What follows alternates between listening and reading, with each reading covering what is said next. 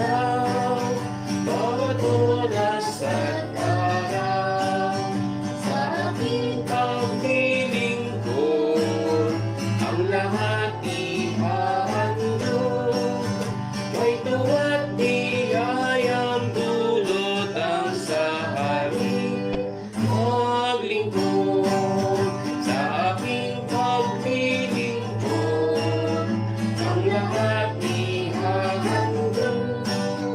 May tuwa't biyayang dulot ang sa aking maglingkod.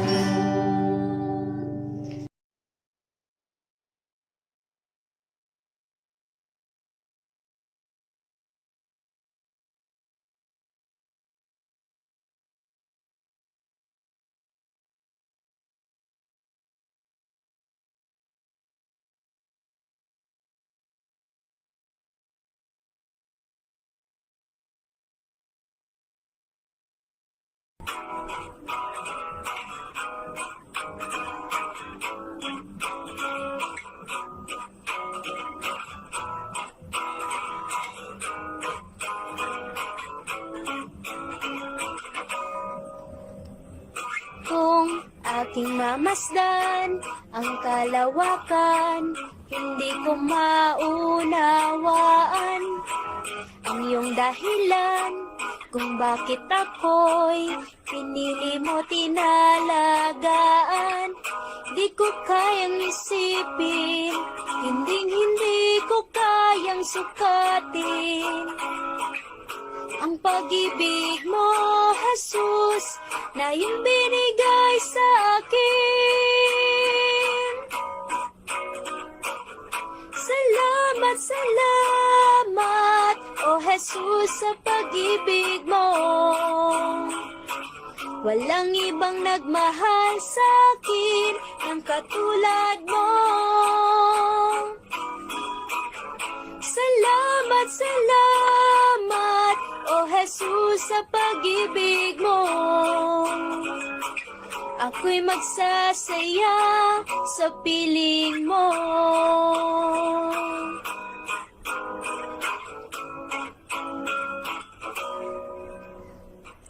Kung may pagsubok man o kahilingan, ako ay may lalapitan.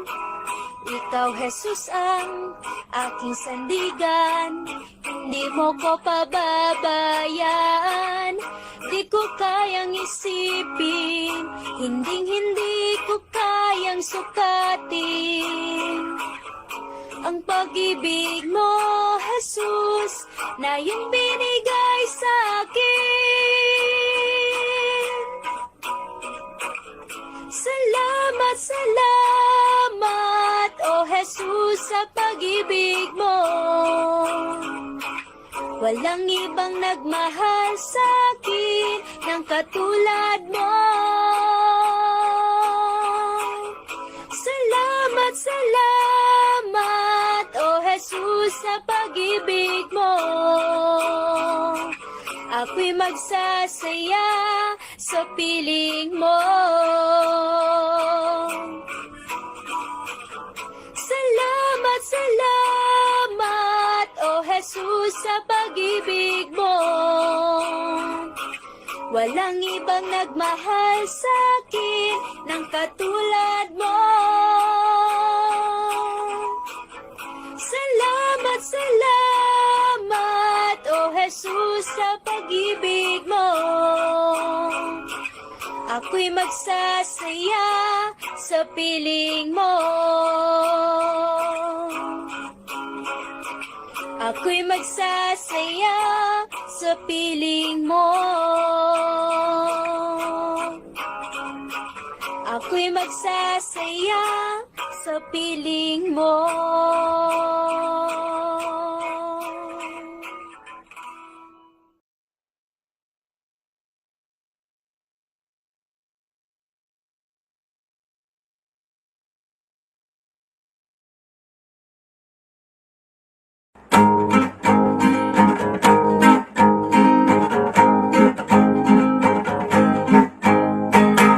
Okay, gandang pagmasdan tayo nag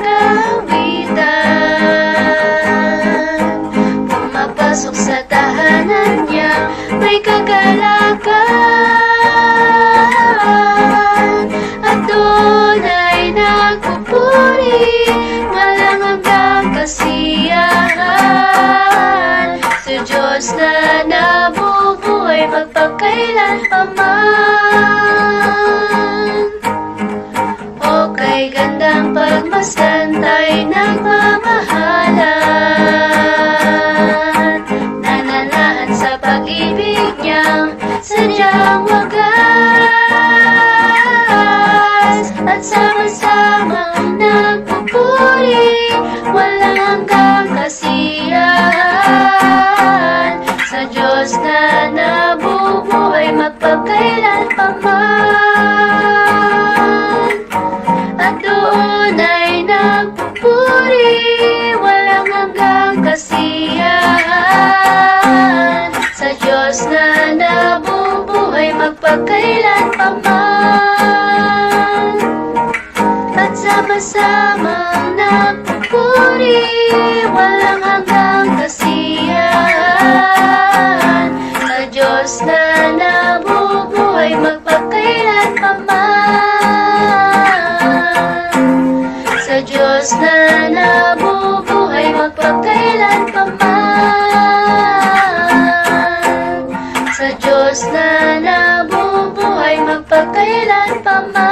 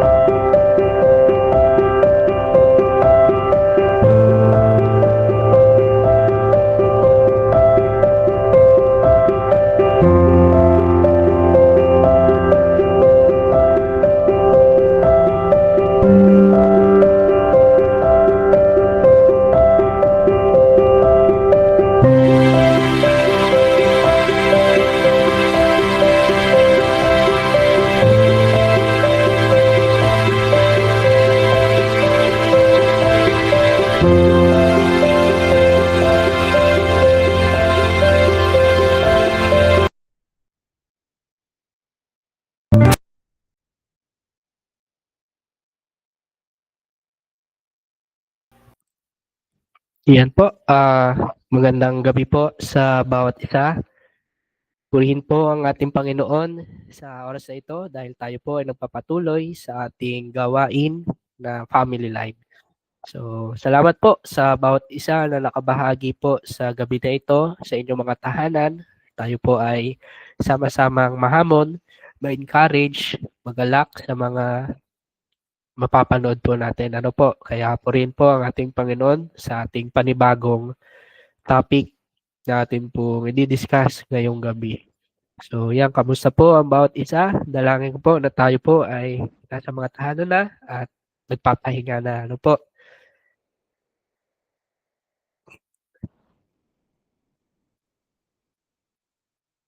Yan. At ngayon po, bilang pasimula po sa ating gawain, tayo po muna ay sama-samang manalangin. Tayo po ay manalangin.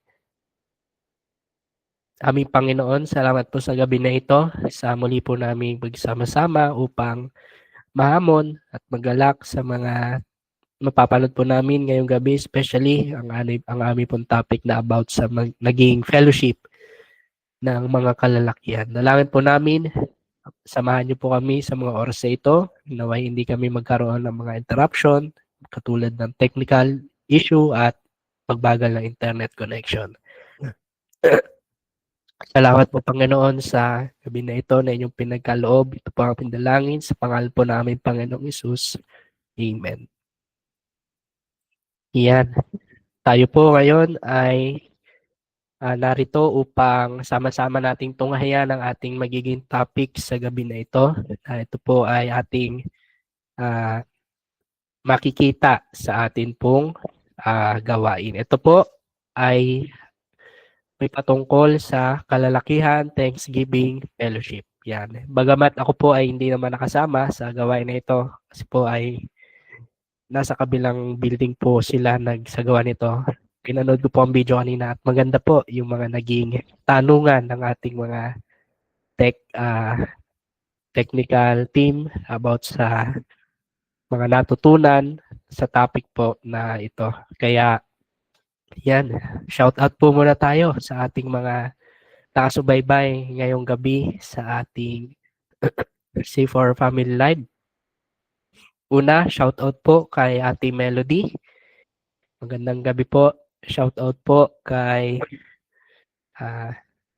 Ate Cristel Lirio, kay Ate Gay, kay Kuya JR.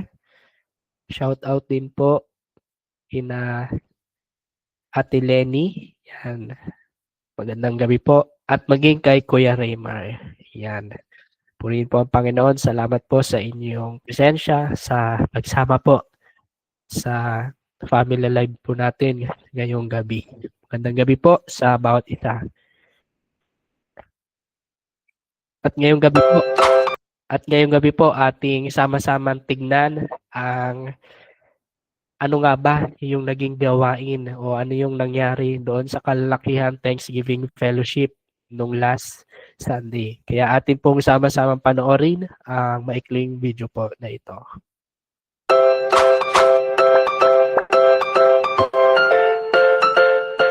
Ayan, good morning po. Tanong ko lang po, kamusta po ba ang naging gawain nyo ngayon po araw? Bali, bago ko sagutin yung tanong mo, pakilala muna ako. Ako nga pala si Kuya Raynel. Bali, asawa ako ni Ate Roxanne, pamilya ng Lagrisola. So, base dun sa tanong mo, yung naging activity naman ng mga kalalakihan kanina is naging fruitful naman sa awa ng Panginoon. Each and everyone naman nakapag-share ng kanilang mga kung paano sila na-bless ng Panginoon. So, sa kada sinabi ng bawat isa, meron kami nakuhang aral, natutunan kami kung paano kumilos ang Panginoon sa buhay namin. At yun, nagpapasalamat kami doon sa naging activity kanina kasi yun nga, nakapag-share kami. Tapos nagkaroon ng magandang samahan yung mga kalalakihan. Yan, yung second question naman po, ano ang tunay na kahalagahan na kapanganakan ni Jesus para sa iyo? At paano mo ito ipinagdiriwang kasama ang inyong kapwa Kristiyano? Ang kahalagahan ng kapanganakan ng ating Panginoong Jesucristo, mali hindi lang siya nagbabase sa isang selebrasyon. Dito kasi pinapakita na kung gaano tayo kamahal ng Panginoon. Di ba sabi nga nila, yung heart ng Bible is for God so loved the world that He gave His only begotten Son. Whoever believes in Him shall not perish and have eternal life. Doon pa lang, ibabase natin na ang simbolo ng Pasko pala is hindi yung puro selebrasyon, hindi material na bagay, kundi kung paano tayo iniligtas ng ating Panginoon sa eternal damnation. Yan, thank you po. Okay, thank you. Magandang umaga. Ayan po, hello po Kuya Jojo. Good morning! Kamusta po yung naging gawain niyo po na Thanksgiving?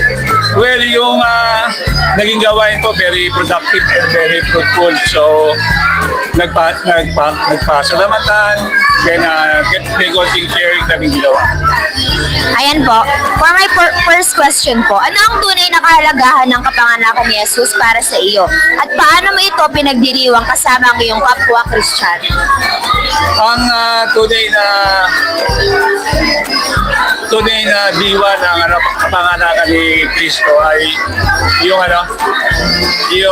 makilala natin siya, siya ay pinanganak at nagsakripisyo para sa atin, para tayo na mga tao ay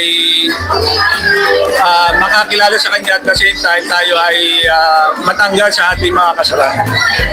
Ayan po, second question po, paano natin maipapakita ang pag-ibig ni Jesus sa pamamagitan ng ating mga gawain at pakikipag-ugnayan tuwing Kapaskuhan? Maraming bagay ang pwede natin gawin. So, unang-una, sabi nga lagi sinasabi, share your blessing.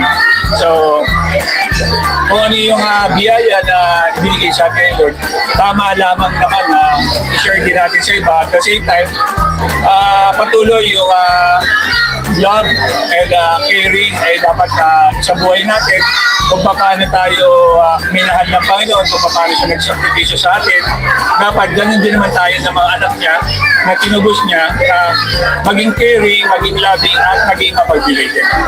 Thank you po. Maraming salamat po. Ayan, hello po. Kamusta po yung naging gawain nyo na Thanksgiving Kalalakihan Fellowship? Para sa akin, magandang naging kaganapan kasi maraming natutunan magagandang araw sa mga senior ng bawat isa, sa biyaya ng Panginoon at sa mga kabutihan ginawa ng Panginoon sa bawat isa. Magaganda yung natutunan, magaganda yung kanilang naging na parang yung biyaya na kanilang natanggap, maganda at sa kanilang pasasalamat nakita namin yung gano'ng kabuti yung Diyos sa bawat isa. Ayan, first question po. Ano ang tunay na kahalagahan ng kapanganakan ni Jesus para sa iyo? At paano mo ito ipinagdiriwang kasama ang iyong kapwa Kristiyano? At sa akin, yung araw ng Pasko, hindi naman yung pizza aking pinagdiriwang ay kundi si Jesus Christ. At saka, mahalaga sa akin yun kasi hindi naman yung, sabi nga, hindi naman yung sinasabi doon, di ba, sabi doon pinakin Biring Maria, ang isang lalaki tatawagin siya Jesus upang iligtas sa kasalanan. So, hindi naman niya sinabing, mga anak si Biring Maria, magdiwang kayo, magsaya kayo. Hindi, sabi niya, upang iligtas ang kasalanan ng mga tao.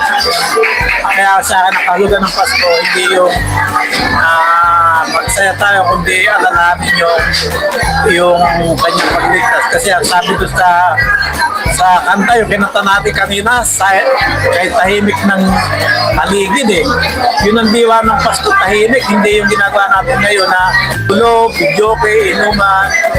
Pagkamat, sabi nga, yun ang nakasanayan ng mundo, pero hindi yun ang Pasko, kundi ang Pasko, kapayapa. Kaya tanong, yung kanta kanina, payapa ka ba sa Paskong ito? Yun ang diwa ng Pasko, kapayapaan. Kaya sabi sa Lucas 2:14, sa lupa ay, sa langit ay, nalimutan ko yung ano niya, pero sabi doon sa uli, sa lupa ay kapayapaan. Ayan, next question po. Paano natin may ipapakita ang pag-ibig ni Jesus sa pamamagitan ng ating mga gawain at pagkipag-ugnayan tuwing Kapaskuhan? Kaya mapapakita natin ang pag-ibig ni Jesus sa pamamagitan ng ating gawa. So, yun nga sa ating pagtulong, sa ating kapwa, pahalagahan yung ating kapwa, hindi lang ating sarili. Kasi si Jesus, hindi naman niya pinalagay yung kanyang sarili. Hindi yung pinalagahan niya yung kapakanan at kaligtasan ng kapwa. Kaya sabi doon na mas ibigin mo yung kapwa mo kaysa yung gaya ng iyong sarili. Hindi naman niya sinabing unahin mo yung sarili mo, hindi yung kapwa mo. Kaya yun. Thank you po. Salamat din. Ayan, Kuya Raymer. May tanong po ako sa inyo. Kamusta naman po yung naging gawain nyo ngayon, fellowship? Yung aming kalalakihan ay naging maayos yung aming gawain. At maganda yung tanong sa amin na nagsilbing hamon sa bawat isa sa amin na mga kalalakihan na itong papasok na taong 2026 ay mapasimulan yung mga spiritual na disiplina lalong higit sa aming sambahayan. Nabunod po ba kayo sa rapol? Rapon, wala kami Ay, rapon. wala po. Sa games po. Nakasali po ako sa games. Wala rin game. Basta kami, usapang lalaki ang nangyari sa aming kalalakihan. Ayan po, yung last question ko po Ano ang tunay na kahalagahan ng kapanganakan ni Jesus para sa iyo? At paano mo ito pinagdiriwang kasama ang kapwa Kristiyano? Yan, gaya ng idinidin natin sa pulpito, napakahalaga na maunawaan natin yung pagkakatawang tao ni Kristo. Ito'y hindi istorya lamang o puro-puro, ito'y totoo. At ito'y naganap dahil sa takda ng Diyos at siya may layunin kung bakit niya yun ginawa. Yung ikalawang persona, walang iba kundi ang ating Panginoong Kristo. Doon nagsimula ang lahat. Hanggang sa krus ng Kalbaryo, hanggang siya ay mamatay, mapako sa krus, at muling nabuhay. Hindi kasi kompleto yung Pasko kung matatapos lang sa kapanganakan. Yun yung rason kung bakit tayo nagkaroon ng kaligtasan at yun yung ating pinangahawakan bilang mga mananampalataya. Thank you po! Salamat din.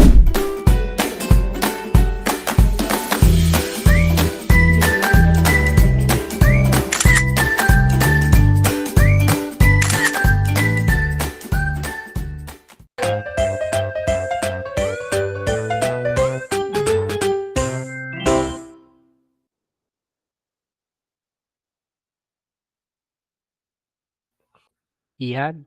Atin po natunghayan ang mga sagot ng mga kalalakihan patungkol po doon sa naging gawain nila sa Thanksgiving Fellowship ng mga kalalakihan. So purihin po ang ating Panginoon dahil ang kanila pong mga naging kasagutan ay talagang akma sa kung ano po yung ating itinuturo sa ating community.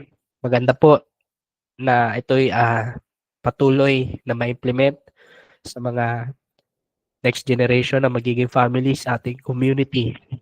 Bakit mahalaga ang Pasko at ano ang pinakamalalim na kahulugan nito? At isa sa mga naging sasagutan po ay yung isang pag-asa na kung saan yung pagdating ng ating Panginoong Hesus.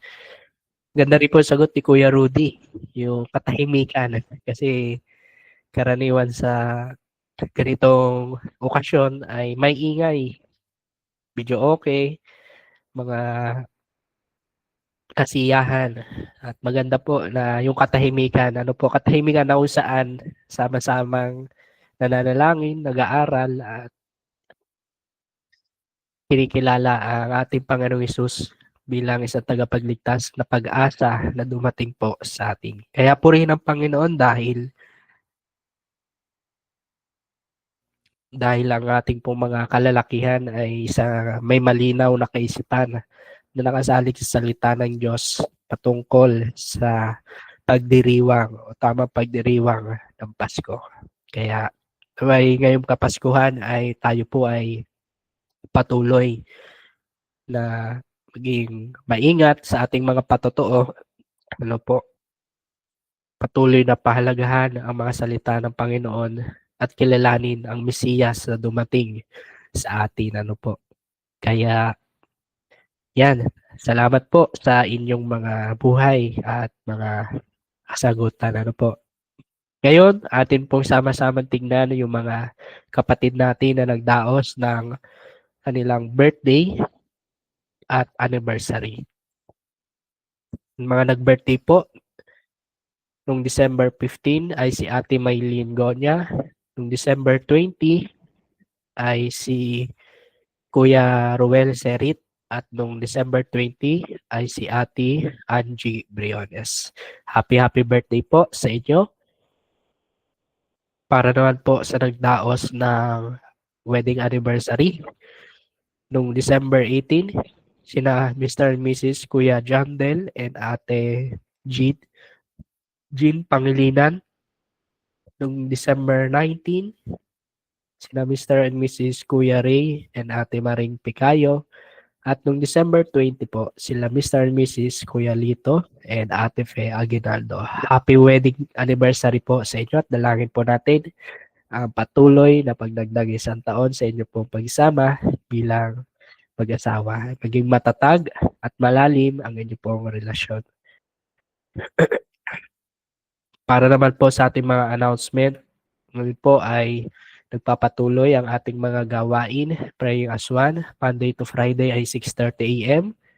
Mangyaring kung kayo po ay nagnais at ini-encourage na kayo po ay makabahagi sa mga panalanginan.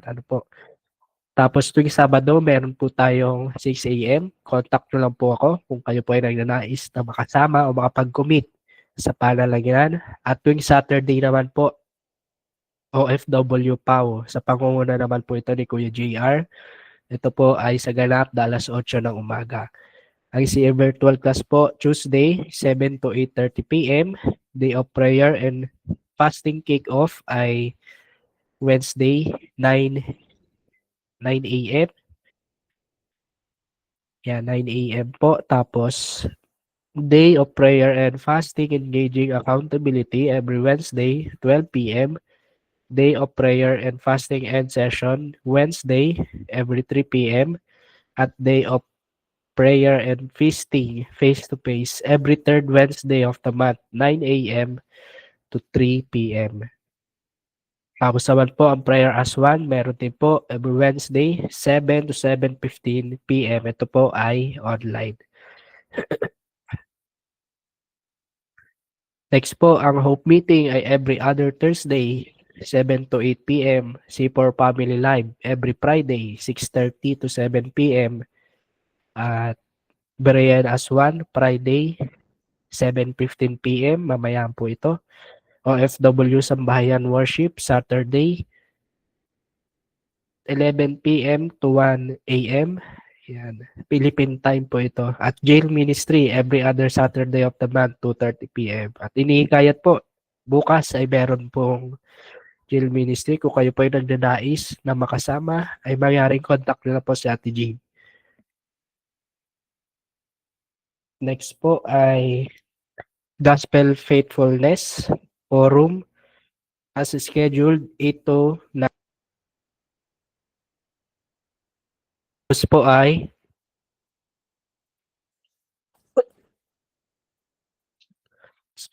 Tapos po ay SBC at Sambahayan as scheduled at Better Together Partners in Prayer as scheduled po. Ipapatuloy din po yung ating Crossing Cultures pero ngayon po yata ay naka-break, naka-bakasyon. So baka magpapatuloy po ito next year sa January. So yan, ito po yung mga schedule at nagpapatuloy naman po yung mga active na klase. Ang Rohi one-on-one mentoring po ay nagpapatuloy din po every Sunday after ng Lord's Table. At para naman po sa Christmas for Christ, maraming salamat po sa bawat isa. Sa biyaya ng Panginoon, tayo po ay nakatarget at may sobra pa po. Purihin ang ating Panginoon. Sa darating din pong December 21, sa linggo na po, 10 a.m. ay magkakaroon po ng Thanksgiving Fellowship. At sa Christmas Day, December 25, yan, ay hindi po natin palalampasin ang pagkakataon na ito po ay gawing isang pagsamba. Kaya inaanyahan po ang bawat isa na makabahagi sa ating Christmas service, December 25. Ito po ay sa Miyerkules, alas 8 ng umaga. Yan. Tapos po ang Couples Fellowship sa darating po December 28, Sunday after Lord's Table at Rohi Lamb Youth and Young Adult Overnight, December 28, 1 p.m. until December 29, 1 p.m.